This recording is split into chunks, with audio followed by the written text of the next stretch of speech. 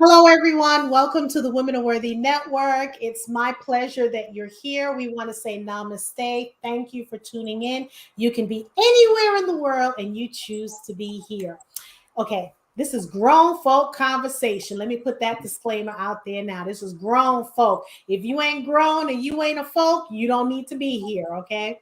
So we have the wonderful, the beautiful, the charismatic, the woman in the she has the expertise in this field. So we have the wonderful Miss Lisa Adkins. So we're going to talk about, according to Miss Atkins, sexuality is an act of human nature. However, our past, along with images and confusing messages, the message that the culture has fed us distorts what we think and what we know about sexuality in our lives. Lisa Adkins is a sexologist. We're going to have her break down what is a sexologist, okay? She's also the founder of Inside My Bedroom Closet. Lisa is a clinical sexuality coach who coaches and consults people to have better and more fulfilling sex life. She has studied sexology and she's a sex coach, and she has a background, y'all, in communication, specializing in reproduction, sexual responses, as well as psychology, sociology, and the history of sex. Yo, look, I got to drink to that because when I tell you I am parched, and that's just a third of her credentials, just a third of her credentials. So we let me explain because why we wanted her on the show. This show is all about mind, body, spirit. We have to talk about sex. There's no taboo here. We're going to keep it classy. We're going to keep it the way we should, but we have to talk about it. So, for those of you who may be offended, this is not here to offend anyone, but this is reality. We have to talk about this. A lot of marriages are suffering in silence because no one's talking about sex. They were not taught to talk about sex, and they're embarrassed to go outside. So, without further ado, we want to welcome the one and only Lisa Atkins. Thank you so much, Jacqueline, for having me. I am very honored to be on your show and can't wait to talk about sex and sexuality coaching, which is actually just the basis of understanding a person's individual journey to feeling fulfilled sexually. And that helps sustain your life, your relationships, and make you feel a little bit more complete and whole. And actually, to give a shout out is Women's History Month. I know Black sexologists are not very often heard of, but the first Black sexologist of record was June Dobbs Butts. And she was born just a week or so within the famed Dr. Ruth. But she was born in June 1928, and so was Dr. Ruth. But Dr. Butts went on to go to the acclaimed Johnson's and Masters School and studied sexology. And when she told her family, what she was doing, the first thing they said is, well, Black girls don't talk about stuff like that. So she was shunned for quite a few years in the Black community. She only had Caucasian customers, but then she went on to write for Ebony and Jet magazine on a regular basis. So I'm not the first, but I do have to say that we've been trying to talk about it in our community for a long time to let you know that it's okay. And It's I okay want to, to talk and I about want to create the platform where we can talk about it because when I hear, I had a girlfriend, and I'm going to be totally transparent. I had a girlfriend, and she always seemed like she was wound too tight, and I never knew what was going on. So her husband unfortunately committed suicide. He was in the military, and he committed suicide. When he committed suicide years later, she remarried, and she finally told me that they were not having sex, and because of PTSD and things like that. So I said, well, how long were you having sex? She said for at least 5 years. it. And she didn't want to. And here's the thing that happens in our community: we're so busy trying to protect our men that we feel like, because you're suffering, because I told her, I says, why didn't you tell me? Well, almost said her name. Why didn't you tell me? And she says, because I was embarrassed. I said, but I have this no judgment zone. She says, no, but you may have judged him. I said, men are, as you said, their virility, their sexuality. I said, but that doesn't have anything to do with you. So I said, can you imagine how many other women you could have helped? I understood she couldn't scream it loud and proud because you didn't want to disrespect him and society would look down on him. But this is important that we talk about this. This is really, really important. All aspects of sex. So I want to put it in your court. Why is it? Because I remember growing up, I would turn on the television, I think, or the radio, and I would, because I'm from New York, and I would remember listening to Dr. Ruth with her German accent and just listening to her. And she looked like, she was like, she looked 80, but she wasn't 80. She looked really old. And I'm like, what is this little tiny woman doing talking about sex? Why is it in our community we don't feel that we can communicate and talk about sex? Well, the shame of sex started years ago, well before us, well before our ancestors, of course. You always have to date things. And I do have to say, and I'll put a pin in it to parking lot this subject, but in Africa, where they say we originate from and all this, sexuality was pronounced because there's so many different African techniques that were used in order to pronounce sexual pleasure in women.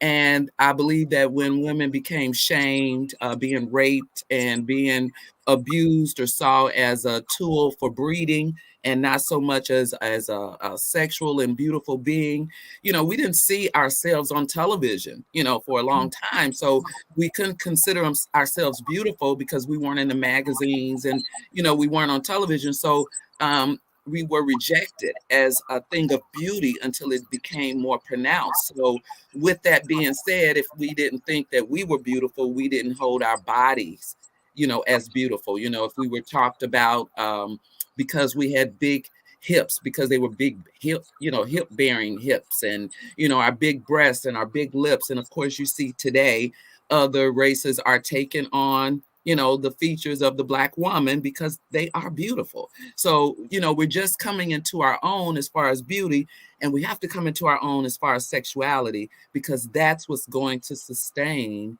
our relationships and our marriage. And when you spoke about your friend, the first thing I thought of is, women are so apt to blame themselves when things go wrong in relationships because, she's being rejected sexually. Is there something wrong with me? Is it something that I did? What did I do? And because you don't talk about sex openly, it's hard to talk about it with your partner openly and get good information. Because the one thing I found out, people say, well, I keep it 100. No, you don't.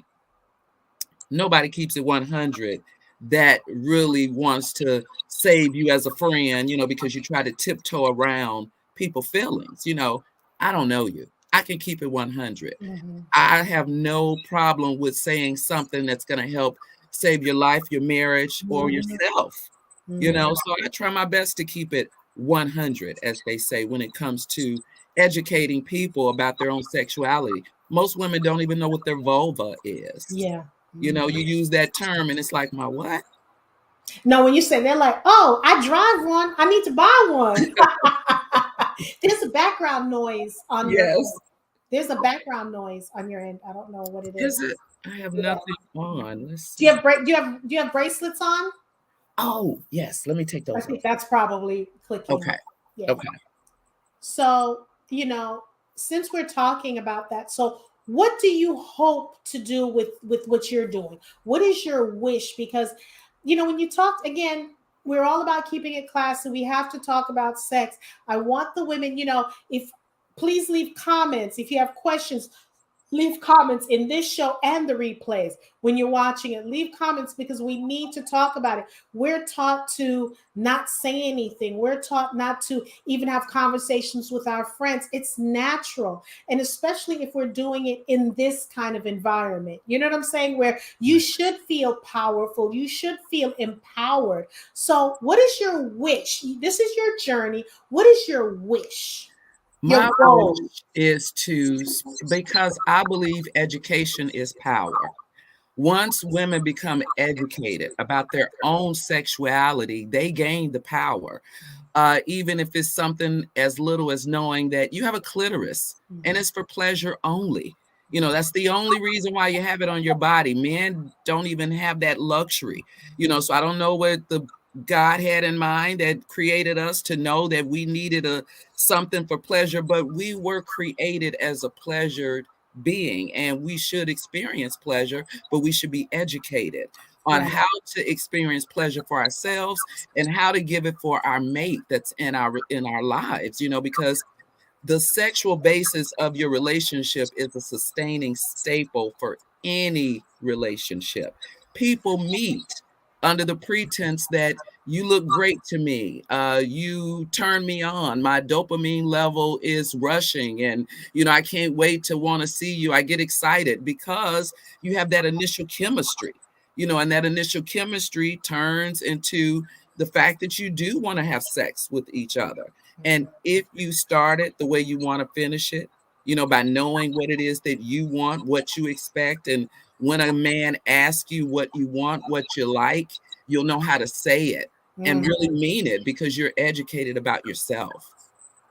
And that's, that brings me to my next question, because you talked about education. Mhm. We can be, you go to school, you learn things in a book.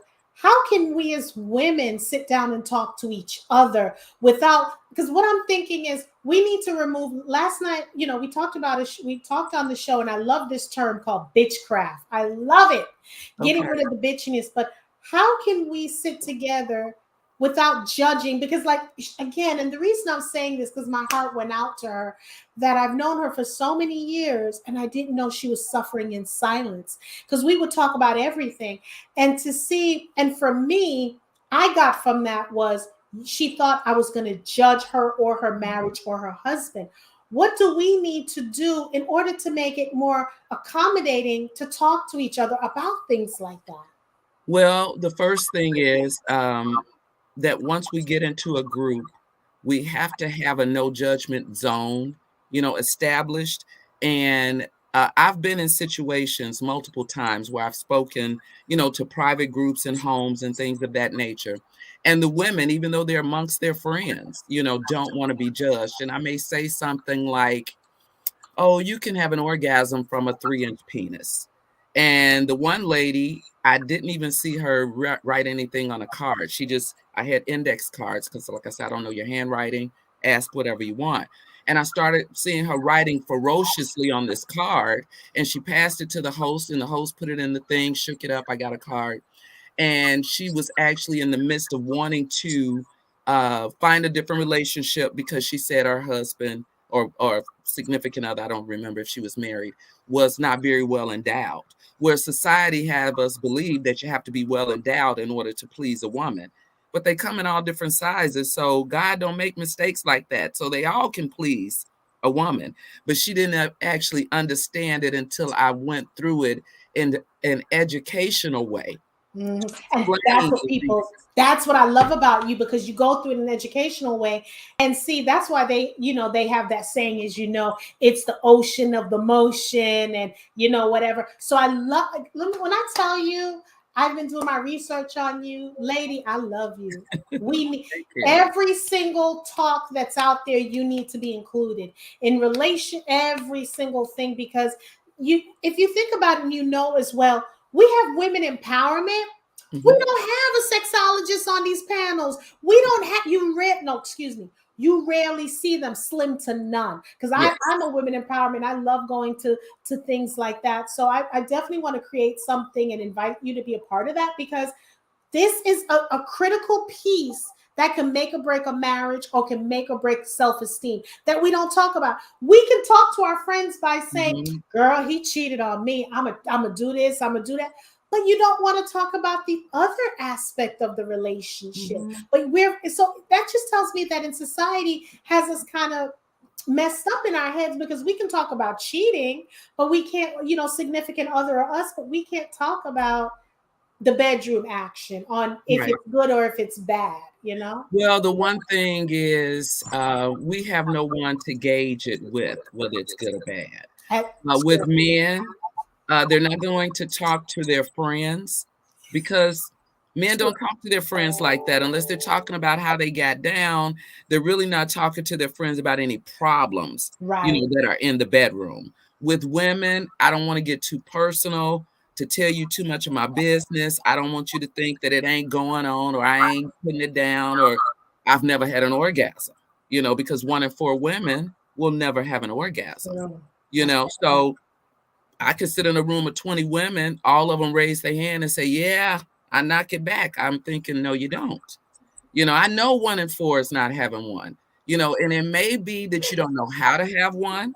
And I can educate you and teach you your points of pleasure where you can have the A spot, the G spot, the V spot. You can have different orgasms. And our biggest sex tool that we all share, men and women, is our brain. And Yes, that's the biggest one. That's so true. Women fail to use their brain during sex because we're so busy multitasking during the day that when we're having sex, we're multitasking. I'm thinking, did I put the laundry in the dryer? Did I put the food in the refrigerator? Is it still in the microwave? I don't know if I got my clothes ready. He might be all night long. I don't know how long this is going to last. You're making noise to help him get along. You forget about your orgasm. You multitask your brain to death that you don't even know that you're missing the pleasure. Let me tell you why I'm laughing. Just last night or the day, I had a conversation with someone and I said, you know what? I took the S off my chest, the W off my chest, the Wonder Woman, Superwoman, and all the J off my chest. I said, because for me, multitasking now, since I'm in the world that I live in, multitasking now for me is not sexy.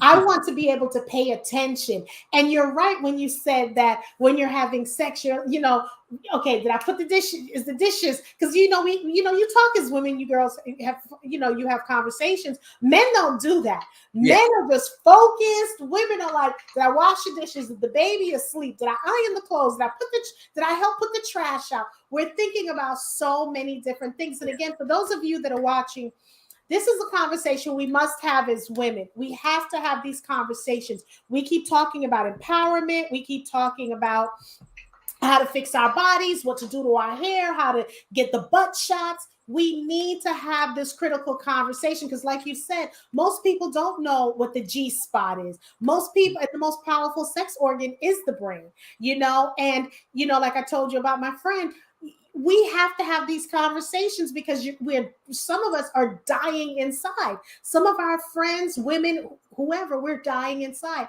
And it's okay to have the conversation, but it has to be non-judgmental, especially our community. If you talk about, he ain't hitting it like he should, you're judged. And then we have this thing in our community. If you talk to your friends about what's going on in the bedroom, our friend's going to want that man.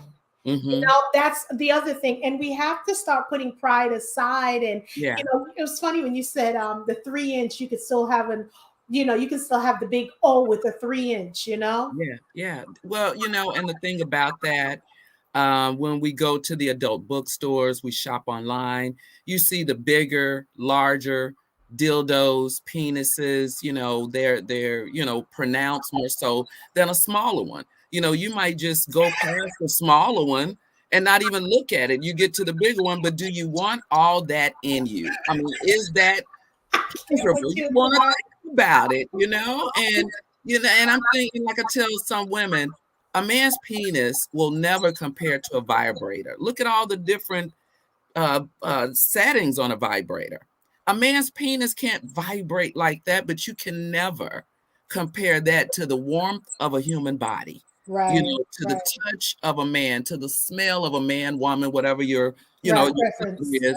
You can never compare that to, a person that you really care about. So I get the vibrator because it gets you there. But if you can explain to the man or the woman that you're with the frequency that you like, the pressure that you like, some of the things that you like, a penis can satisfy you, just as well as a vibrator. And some people, just go toward the bigger because they think bigger is better. But if you know that the way that your body is designed, that 3-inch penis is right inside the vaginal cavity, and that's where the G-spot tissue is. And the G-spot, the clitoral tissue, and the clitoris is erectile tissue, just like a man's penis. So if it's right inside that vaginal area, then it's able to become erect, and that's how you can have an orgasm with a 3-inch penis. So yeah. My computer was acting up for a minute, so I had to spank it for a minute. So Okay. what do you think? So my question to you is, what do you think? How can we talk to our significant other regarding this? Because I think also men are quick to talk to women about what they want, but women are not apt to talk to their significant other about what they want and how they want it and things like that. Well, it's a means of communication as well as a mean of sexual nature, and it's called non-sexual intimacy. And when you have non-sexual intimacy with your partner, you're able to put aside what's going on in the world, and you're able to dedicate and devote some time to what's important to you as a couple. So, say for instance, an example of non-sexual intimacy is pillow talk. Right. When you're having pillow talk, the TV is off, your devices are over there. You can reach out and touch each other's hand. And, baby, we had a great session the other night. It was fantastic. I do want more of what was great. You Right. always start with something positive. I was thinking about adding a little something extra to the bedroom. And what do you think if we tried this? Or if you did it like this and added that to it? Like if you were down there giving me oral and you stuck your finger in there, So what if you did that? I think I might like that. Oh, you think you might like that, baby? Yeah, men want to talk about sex. They want to talk about it with their significant other because you're the one they're having sex with. And if Right. they feel like they can satisfy you longer and better and more often, and you're giving them something different to do, they want to hear about it. Like I said, in the bedroom, when you're talking in the bed and you're having sex, it should only be instructional or complimentary. Baby, go down here, touch me there a little bit longer, stay instructional or complimentary. That was great. Do that again. Stay right there. So those two conversations should be had when you're in the act. And if your mind is wandering and you're just making noises to get through it, because we know, sometimes women do that, but when you're really into it, they will Right. become more innate. Right. It's something that he could feel a little bit more passionately when it's coming from you, genuinely.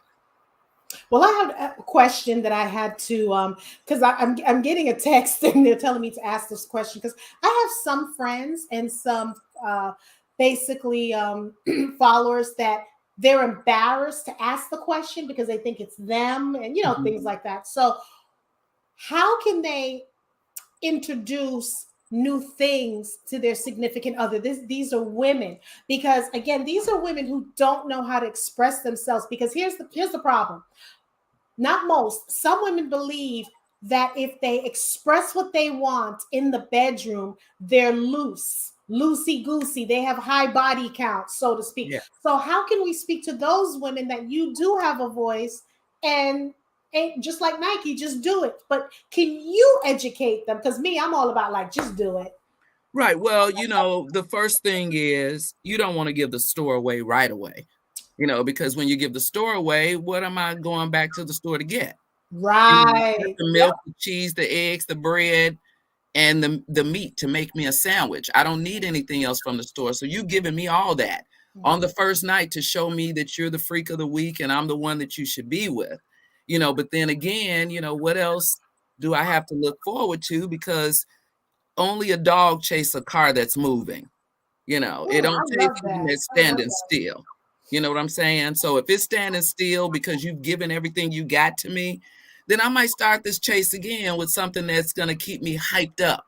But if you give a little bit away and then a little bit extra and then a little bit extra, and you keep building on it and you really allow the relationship to build on the sexual energy together, your partner feel like it's something that you're building together. It's not something that you did with Tom, Dick, Harry, Right. Bob, and Joe. not that you're the first that it's this great with. You're the first that, I felt this way with. You're the first that made me feel this way. They want to be the first at something. Like when I first got a divorce, my mother said, okay, well, you're divorced, but don't get a stowaway. Save something for your husband if you decide to get married again. So, So so they let me go back because I want to make sure I heard you correctly.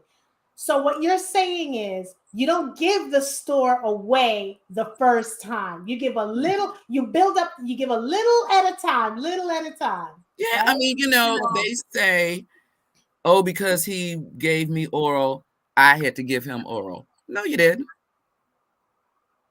You didn't have to do that. They follow your lead. Right.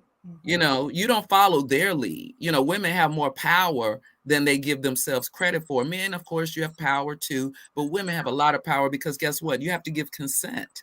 Mm-hmm. You have to say yes. You have to say it's okay to have my body. So I give you as much of it as I want to. And then I'll give you Or something. a little of it. Exactly. I like I that. might not be a kisser initially. So we may have sex and you may hit it from the back because I don't want you in my face. I ain't kissing you. Then the next time I That, might feel a little Lisa, something you towards are you. killing me right now. You I'm got me. Woo! seriously. Let me Because the next time we get together, I might feel a little bit more for you. We do it from the front. I might kiss your neck. That's something different. I might, then I feel like I might want to go down on you first. And you was like, oh, whoa, where'd that come from? Because we've already had sex a couple times and I didn't do that. So no, I don't give the whole store away because then you have nothing to look forward to.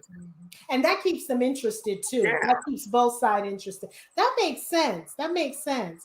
So, what can we teach our young girls? Okay, because we're women of a certain age. What can we teach our young girls who are, newly married? Let's talk about the newly married young ladies. What can we teach them? What pearls of wisdom would you like to drop for them?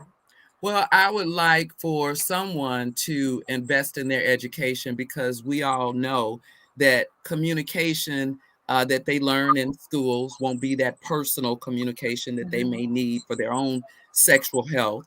And we spend so much money on other things, whether it's parties or proms or this or that, but you don't invest in the one thing that can build the foundation for their future marriage, which is sexual education. Knowing about their bodies, knowing about the man's body, knowing about their own erogenous zones, understanding their neurotransmitters, their hormones, oxytocin, serotonin, all those different things. When you're pregnant, the different hormones that your body go through. If it's a woman of a certain age and you're looking to date again, and it may not been, like your mate that you knew when you were 16 and you guys grew up together, they could have expired or divorced or whatever, and you want to date again. So you're getting out there in a new form, a new fashion, a new body. You have to educate yourself about what you know about yourself to share with someone else. And that's true because you may have known someone for years and you guys may have not done anything and then you decide to do something and you're not that 17, 18, 19-year old, Right. you're both older and then you Right. guys come together and you got to know each other. You know what I'm Right. saying? Right. The zones and what you like and what you don't like. Right. Now I had a couple and they were dating, they were looking to get married, and he had a few little idiosyncrasies and drawbacks when it came to giving oral sex to females. So we talked and talked and talked about it, and he said a few, I just don't like it, one very open to it. Right. So when I spoke to him privately, because I speak to them both as a couple, talk about the different concerns, and then I talk to him individually. And I said, well, you were married before, right? And he said, yeah.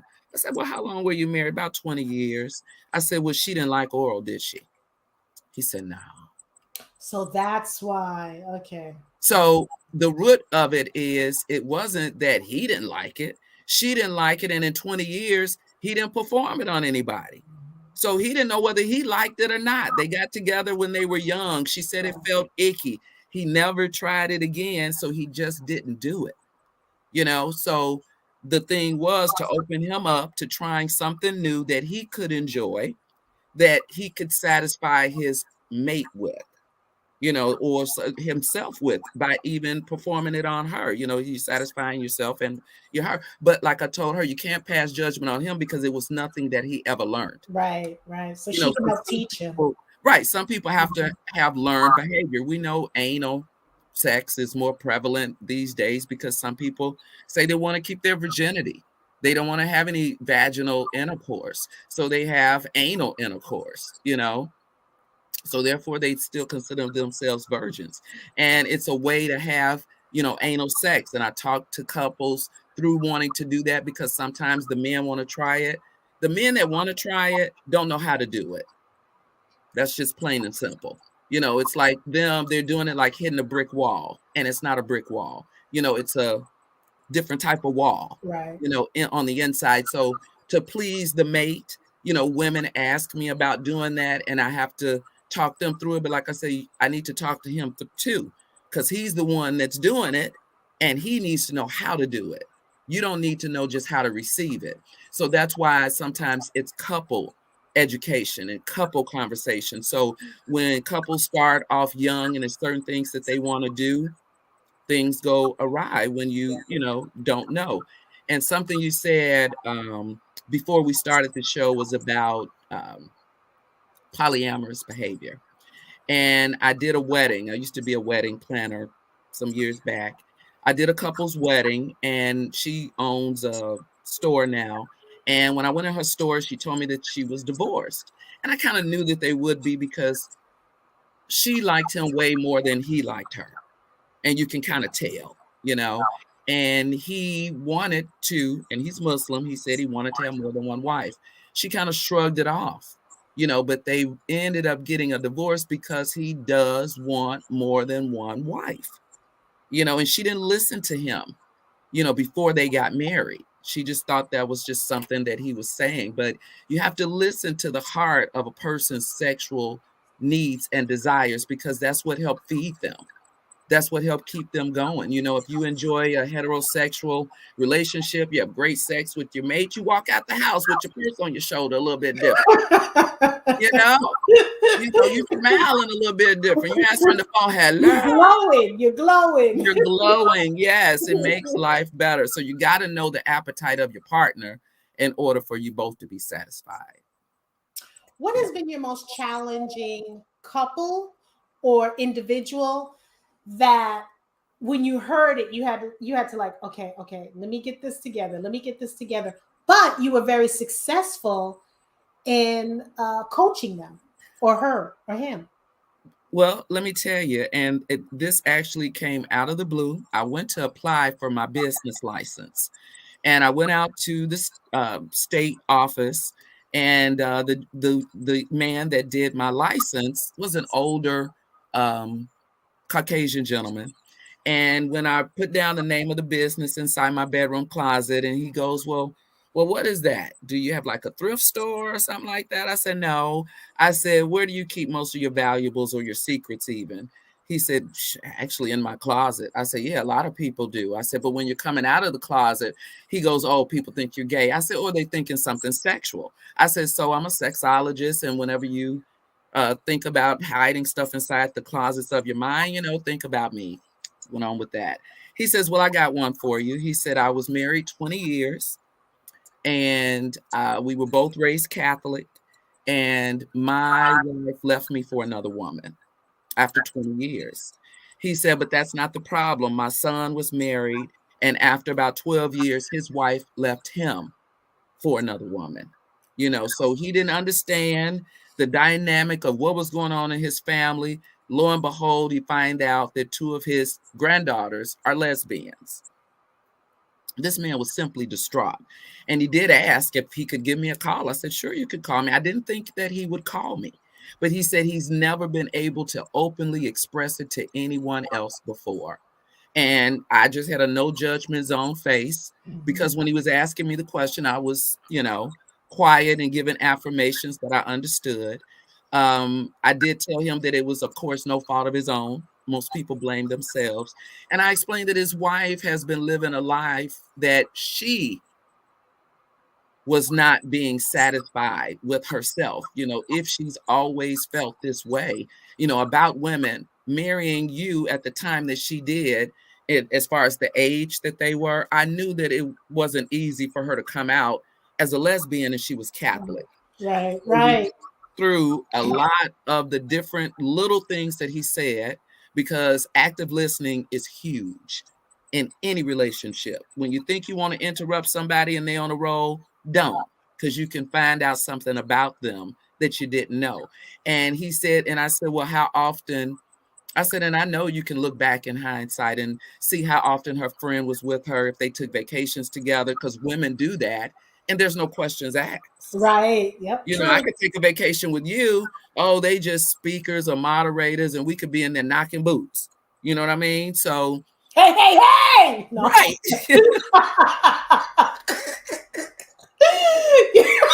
I had to say it. I had to do it. Right.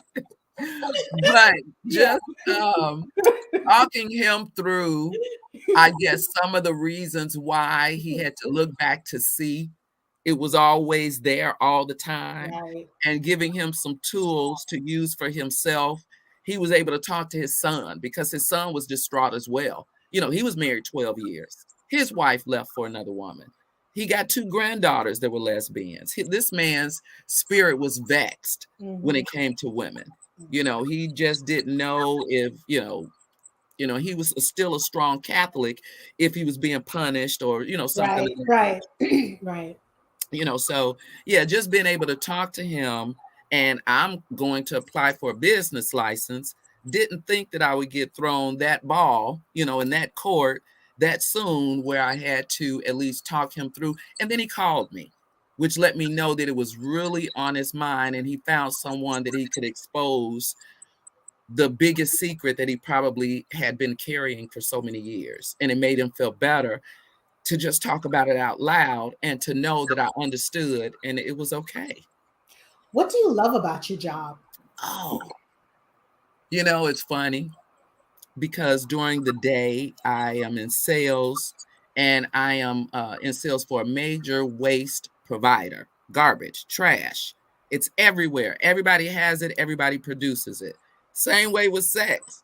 It's everywhere. Everybody does it, have done it, and they got here by somebody doing it. You know what I mean? So it's like it's a business that will never get old. Dr. Ruth, started in 1979, and she's 96, I think, and still talk about sex. So it's not a subject that will ever get old, ever. As long as people are still having babies, and still wanting to procreate, and still wanting to love somebody and share their love with another person, there'll always be a place for me. So yeah, that's what I love about it. And it's amazing because, again, like I said, I remember listening to her and I would sneak to listen to Dr. Ruth. And then finally, when I saw this woman, because I don't know if you remember Joe Yeah. Franklin, whatever, but Dr. Ruth, Yeah. seeing this tiny little lady, she was so tiny. Yeah, And yeah. I think, if I'm not mistaken, her She's family, 4'9". see, really short. And I think her husband had passed many Yeah, years, if I'm not mistaken. And she's out there talking about sex. And she wasn't like the great grandmother talking about it, like turn off the lights, you can't look at each other. She was so new age about it, because think yeah, about it, when she was doing it, she was way ahead of her time. And I'm yeah, sure a lot of people told her, what are you doing? It was taboo. But she was helping a lot of marriages. She was talking about orgasm. She was talking about oral. And yeah. I'm like, am I listening? And I would sneak to listen to her. Yes, yes, because actually, um, she, like I said, June Dobbs Butts was a sexologist at the same time that Dr. Ruth was doing her thing.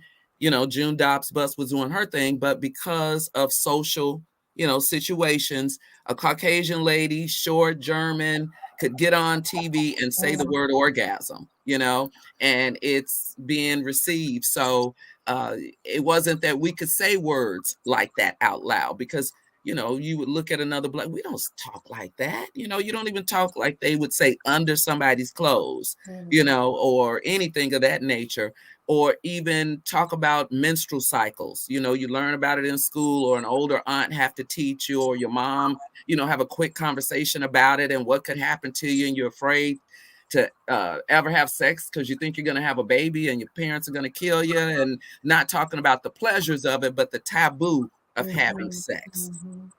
So it was never the pleasure of it, but the taboo of what happens if you do it.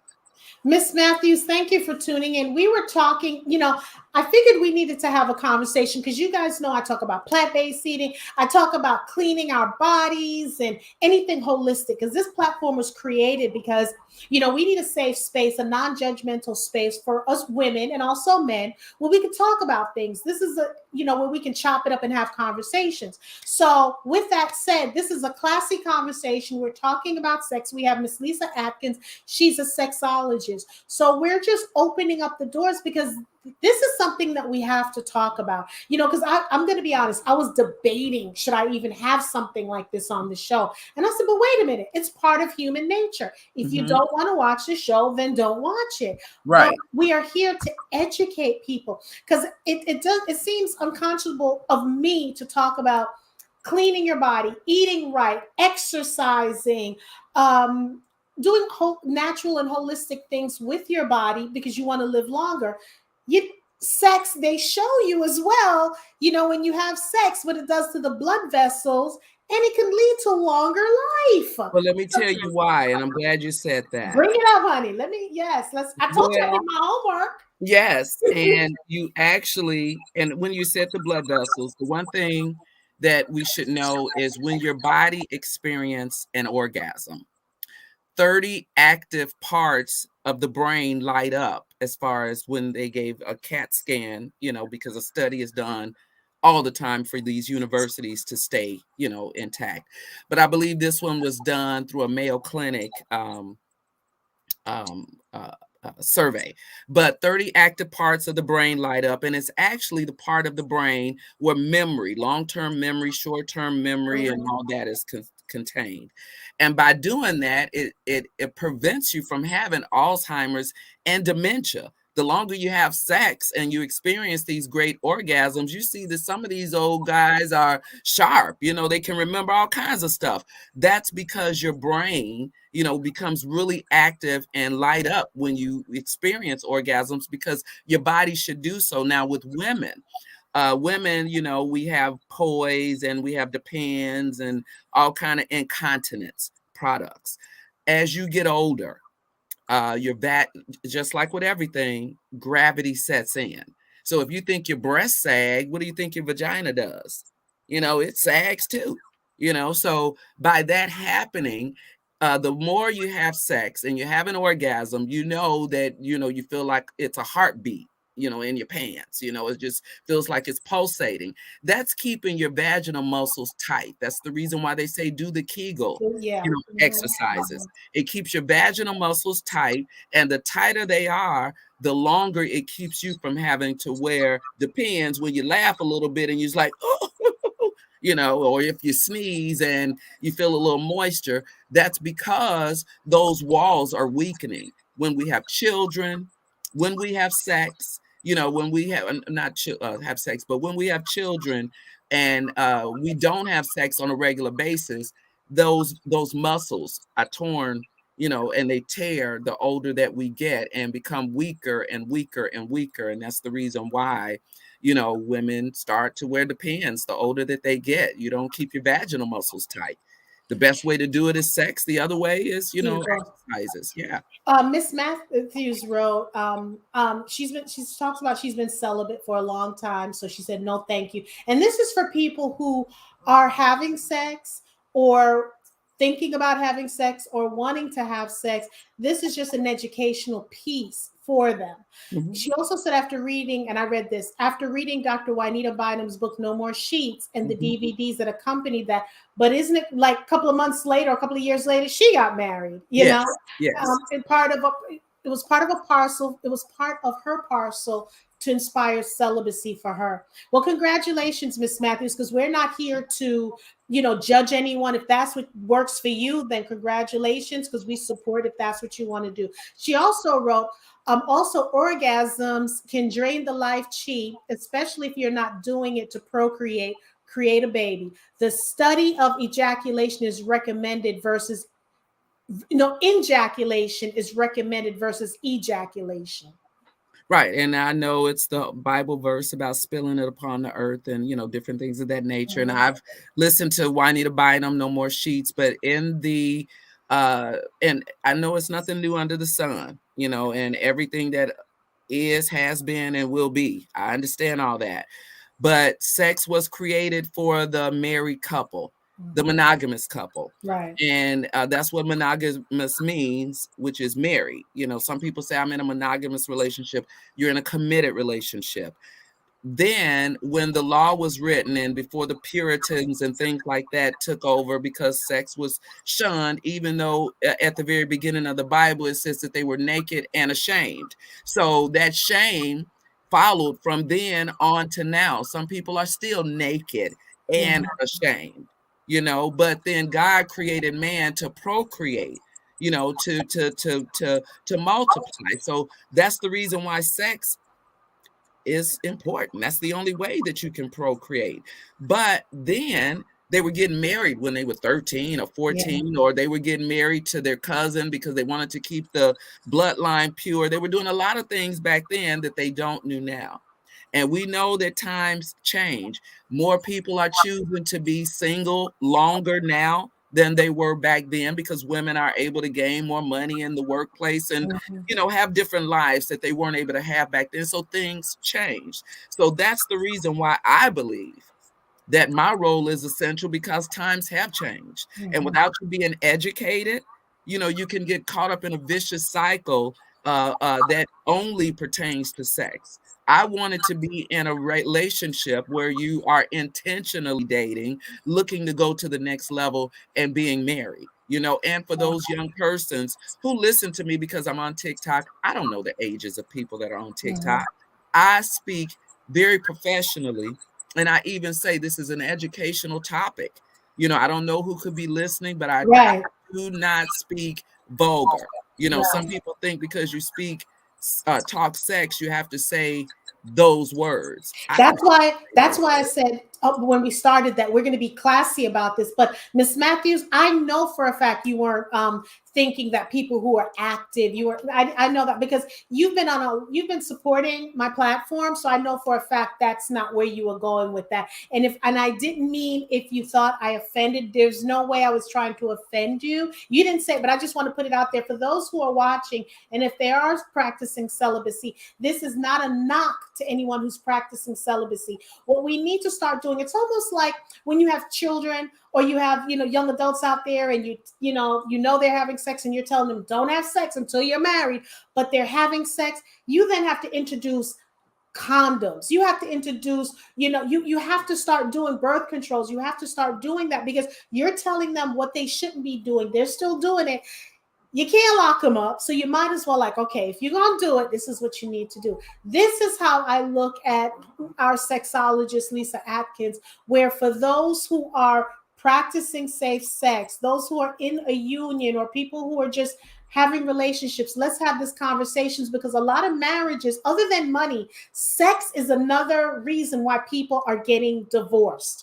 So we Yeah. need to talk about that as well. So that's why we do this and just have the conversation. And I need to know, she wrote something here that I thought was so profound. One of the things I do believe in when you're having sex with someone, because I believe in this, definitely soul ties, because you're having sex with someone, he's having sex with someone else, they're having sex with someone else. So when you're laying in that bed with them, there's a whole bunch of souls in that bedroom, whole Right. bunch of souls in that bed.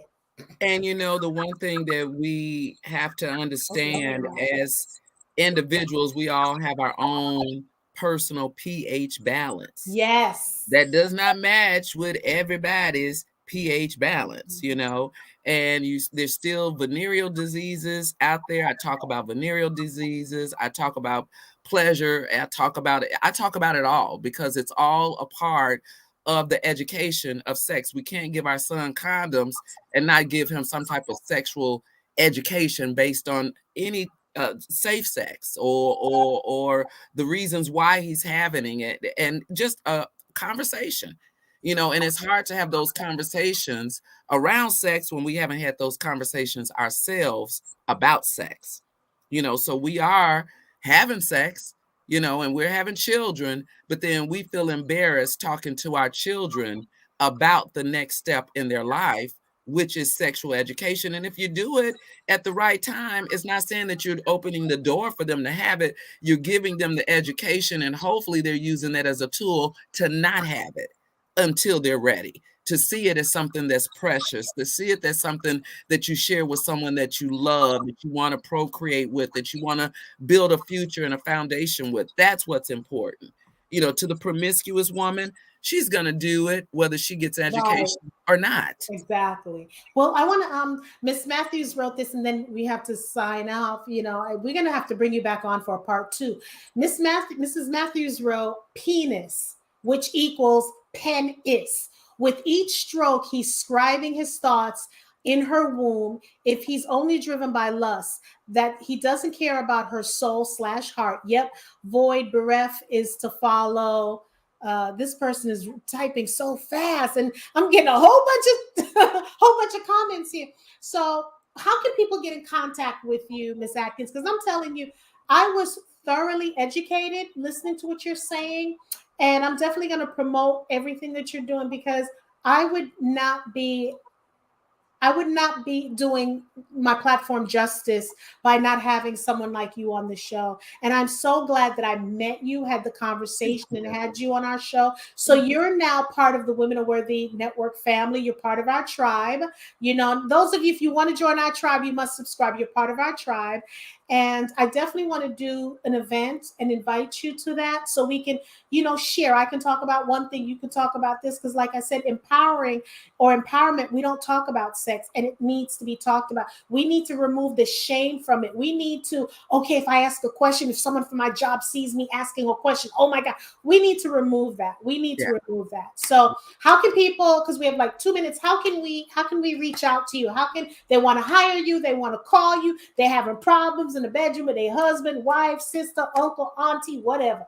How do we get in touch with you? Please look me up. You can find me on Facebook, TikTok, Instagram, and YouTube. It's all under Inside My Bedroom Closet. That's even my email address and website. So inside my bedroom closet at gmail.com, my website, insidemybedroomcloset.com, TikTok, Facebook, Instagram, and YouTube. So type it in, you'll see me, and you can always put in some contact me, email me. My phone number is listed, so there are ways to reach me. So yes. You have just been a pleasure. So we want to thank everyone for tuning into the Women Are Worthy Network. We want to make sure you're going to have a wonderful Wednesday, a turnaround Thursday, a freaky Friday. I don't know why. I normally say fabulous, but because of this show, I'm saying freaky Friday. Look what you done did to me. Have a soothing Saturday, and make sure you take time for self-care Sunday. So we want to thank everyone again. Thank you, my sister, for being on and sharing your knowledge and dropping some jewels. Thank Bye, you. everyone. Bye-bye.